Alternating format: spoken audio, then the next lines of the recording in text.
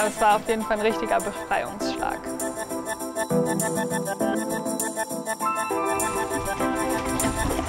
Ja, wir haben halt an dem Sitz halt so eine Verlängerung halt dran gemacht für das Bein, dass ich halt dort auch gegenstemmen kann und halt gehalten werde. Klar, die Kraft in dem rechten Bein ist nicht die gleiche wie links. They keep on saying, we'll find your straight way, 24 hours a day.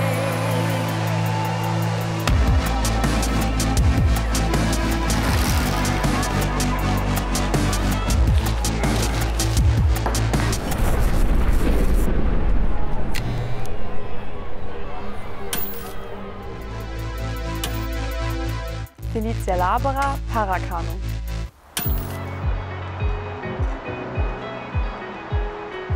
Also eigentlich nennen mich alle Feli, aber eigentlich heiße ich Felicia. Ich komme aus Berlin und bin dann damals wegen dem Schwimmen nach Potsdam an die Sportschule gewechselt und war dann da 5 Jahre, bin jetzt aber wieder in Berlin.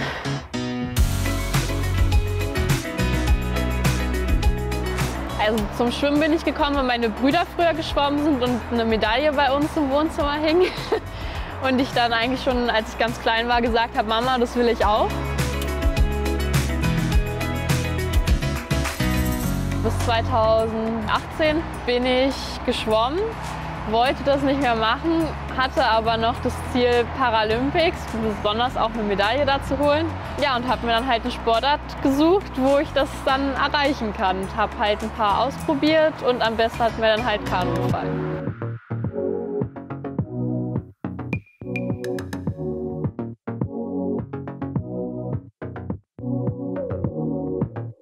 Ich habe PFFD Typ C am rechten Bein seit meiner Geburt und ich trage eine Prothese oder laufe halt auf Krücken.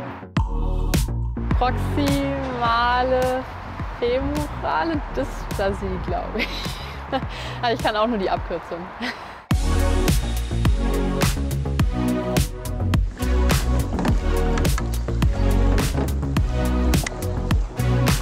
Meine Eltern wussten das schon vor der Geburt. Dass halt mein Hüftkopf und meine Hüftpfanne ist halt verkürzt, deswegen ist mein Oberschenkel auch nur ganz kurz. Mit 2,5 Jahren in etwa hatte ich eine Operation gehabt, dass mein Unterschenkel nicht weiter wächst, damit die Prothesenversorgung einfach besser ist für später.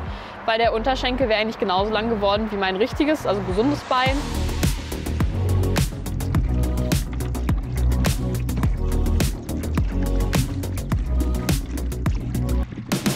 Also ich hatte auch früher, als ich ganz klein war, eine Wassertherapie wegen der Behinderung.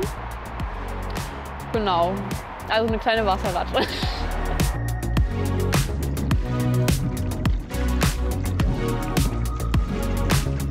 Feli, Zeit 63,5. Ja, es ging alles relativ schnell bei mir irgendwie. Also ich hätte jetzt nicht damit gerechnet, dass schon 2020 bzw. jetzt 2021 für mich die Möglichkeit besteht, mich an den Paralympischen Spielen in Tokio zu qualifizieren.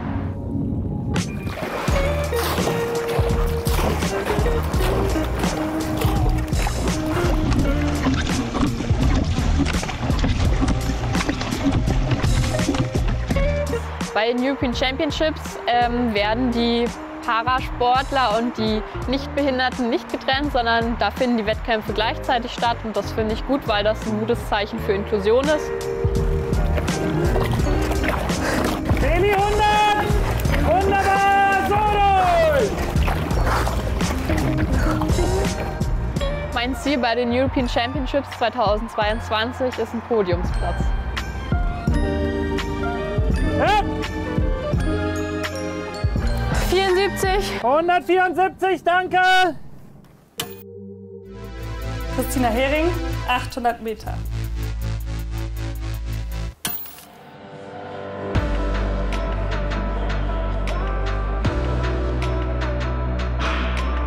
Ja, Ton, da waren die Hallen-Europameisterschaften und es waren tatsächlich auch meine ersten und auch das letzte internationale Event, was mir gefehlt hat.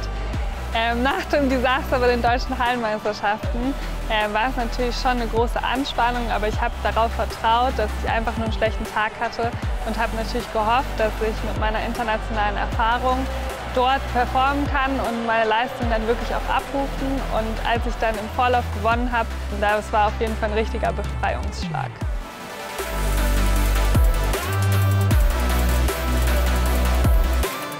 Ich hatte mir natürlich vorgenommen, dass ich auf jeden Fall ins Halbfinale kommen will. Aber gerade in der Halle ist es natürlich noch taktischer geprägt und ja, einfach super eng und man muss sich halt wirklich durchsetzen können.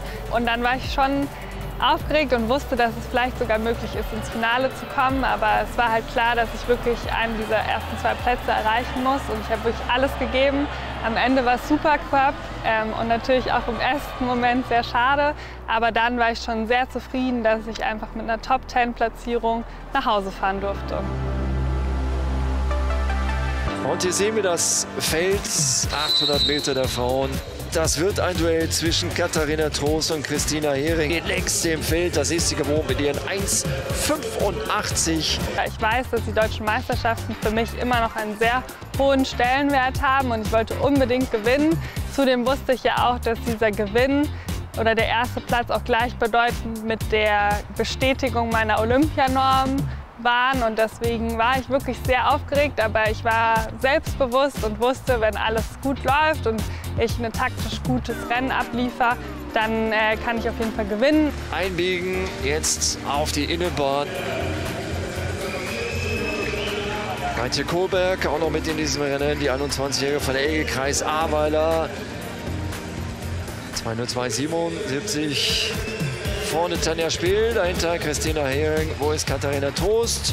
Reiht sich momentan auf Position 6 ein.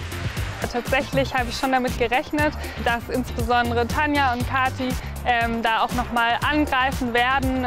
Man hat ja jetzt auch in dieser Woche noch mal gesehen, dass wirklich schnelle Zeiten aktuell gelaufen werden können, auch in Deutschland. Und deswegen habe ich so ein bisschen auf diesen Angriff auch gewartet und habe dann aber schon noch mal ein bisschen beschleunigt. Und so die letzten 50 Meter war ich mir dann schon auch sicher, dass es sozusagen jetzt reicht. Entweder Hering, entweder Trost spielt, die stehen K.O. Vorne, Hering von vorne weg. Und die Zeit, das wird eine um die 2:02,49. Und wieder mal hat sie Katharina Trost abgekocht. Es ist der 6. Titel in Folge für Christina Hering, die 800 Meter einfach dominiert in den letzten Jahren. Als ich dann ins Ziel gelaufen bin, da ist auf jeden Fall schon sehr viel Freude aufgekommen und da war ich schon auch ein bisschen stolz auf mich, dass ich es jetzt wirklich dann zum 6. Mal in Folge geschafft habe, dort oben zu stehen.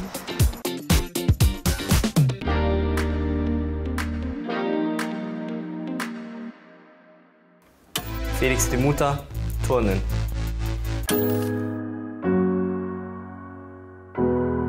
Die deutschen Meisterschaften jetzt in Dortmund waren ein sehr wichtiges Event für uns. Es war einerseits natürlich eine deutsche Meisterschaft, andererseits aber auch die erste Olympia-Quali.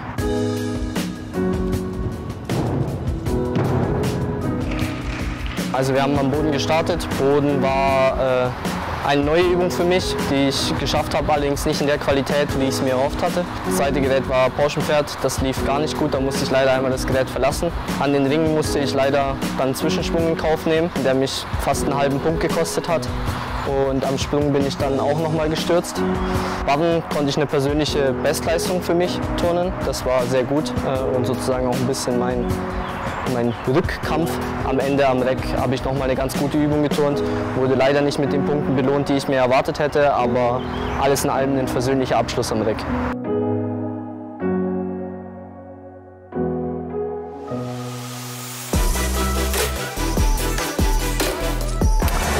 Heute Abend war die zweite Olympia-Qualifikation im Gerätturnen in der Olympiahalle in München. Mein Wettkampf heute war eigentlich ganz okay, bin relativ zufrieden. Ich konnte mich im Vergleich zur ersten Olympia-Qualifikation auf jeden Fall steigern. Boden war ein guter Start, leider wieder nicht die Übung getroffen, die ich treffen wollte, aber trotzdem gut gerettet und ohne Sturz durchgekommen. Pferd habe ich mich heute wirklich durchgekämpft, aber konnte oben bleiben zum Glück und bin auch da sturzfrei durchgekommen. Ringe war eine sehr gute Übung für mich, mit der bin ich sehr zufrieden. Sprung war durchschnittlich mittelmäßig, so wie ich den eigentlich immer machen kann und das hatte ich heute auch vor. Barren ist mir leider ein leichter Fehler unterlaufen, musste einmal sehr gebeugte Arme machen und das sind Turnen leider ganz schön viel Abzug. Allerdings war der Rest der Übung dafür umso besser. Und direkt musste ich leider einmal absteigen bei einem Element, das mir in letzter Zeit immer ein bisschen Schwierigkeiten gemacht hat. Deswegen nehme ich es jetzt aber auch nicht so krumm, sondern da müssen wir einfach noch weiter dran trainieren und dann beim nächsten Mal ist sicher besser. Ja, leider wurde ich nicht für die Olympischen Spiele nominiert. Meine beiden Qualifikationen waren dafür leider nicht gut genug. Allerdings stimmt es mich trotzdem positiv, weil ich jetzt bei meinen ersten Olympia-Qualis auch mitmachen durfte. Und in 3 Jahren ist ja schon wieder Olympia. Also dieses Mal geht es ein Stückchen schneller als beim letzten Mal. Und dann hoffe ich, dass ich da dann dabei sein kann.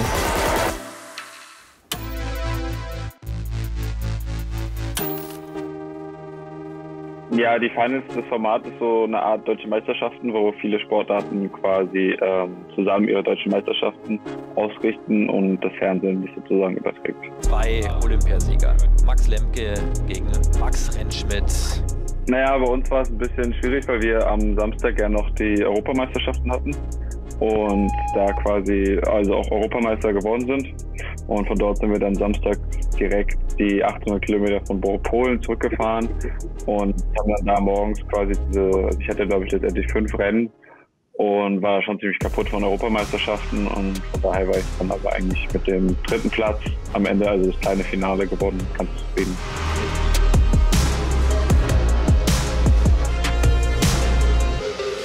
Für die Umstände und für die Bedingungen war es eigentlich ganz gut. Also ich habe am Anfang ein bisschen mich schwer in den Wettkampf hereingefunden und habe mich dann aber irgendwie noch motivieren können, um dann eigentlich noch gute Sprünge absolvieren zu können. Bokanda Litabere und der Konter über 5,80. Nein! Am Ende hat es leider nicht für die Goldmedaille gereicht. Da ist der Oleg 10 cm höher gesprungen. Oleg Zernickel ist der neue deutsche Meister im Stabhochsprung. Was für eine tolle Geschichte. Und er hier, Bokanda Litabere, muss, wenn er auf Nummer sicher gehen will, Richtung Tokio noch nachsetzen. Sie war die Beste in der Qualifikation. Alma Bestvater.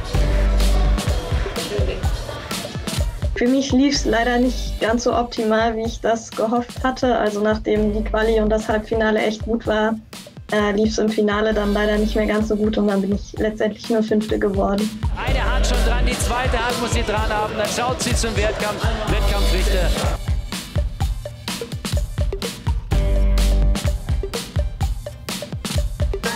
Neben der Deutschen Meisterschaft wurde bei uns auch noch die erste Bitburger Triathlon-Bundesliga ausgetragen, also der erste Wettkampf der Saison.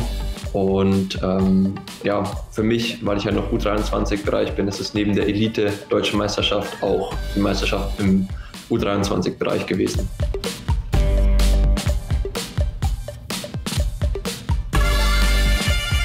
Also ich hätte gerne ein besseres Rennen gezeigt, aber ich hatte einfach einen total gebrauchten Tag. Um ehrlich zu sein, ging es mir schon die ganze Woche davor nicht gut. Aber ich habe mich dann auch am Tag von Anfang an echt komplett kraftlos gefühlt, hatte dann auch noch leider einen schlechten Start im Schwimmen, habe mich dann noch irgendwie ein bisschen gefangen und versucht nach vorne zu schwimmen am Ende nach einem ziemlichen Tumult an den Bojen. Also das war Wahnsinn, wir waren 90 Athleten. Und da ging es schon ziemlich zur Sache im Wasser. Also ich habe einige Schläge abbekommen, bin dann aber noch in der ersten Radgruppe gelandet und konnte aber am Rad auch eigentlich nicht das zeigen, was ich sonst drauf habe. Also ich konnte nur hinten fahren, eigentlich gar keinen Teil zur Führung, also in der Führungsarbeit leisten und musste da eigentlich auf die anderen vertrauen, dass die gut fahren, damit keiner von hinten rankommt. Und ja, ich habe mich dann irgendwie versucht, nochmal mental eben aufs Laufen einzustellen und jetzt nicht aufzugeben, sondern wirklich zu denken, okay, vielleicht läuft es im Laufen ja besser, aber ich bin dann noch in Führung auf die Laufstrecke gegangen, musste dann aber nach 800 Meter bei der Führungsgruppe abreißen lassen und ein deutlich langsames Tempo einfach gehen und meinen Rhythmus finden.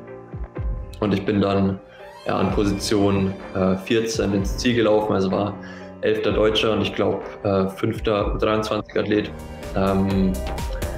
Das Ergebnis ist noch okay, also Top 15 bei so einem Feld ist, denke ich, nicht schlecht. Aber die Ausgangsposition, da wäre einiges mehr drin gewesen und vor allem, wenn ich nicht mal einen Top-Tag, sondern einfach einen normalen Tag gehabt hätte, wo ich meine Leistung hätte abrufen können, dann denke ich, wäre auch einiges nach vorne möglich gewesen. Aber jetzt muss ich einfach versuchen, da wieder ein bisschen frischer zu werden für die zweite Saisonhälfte.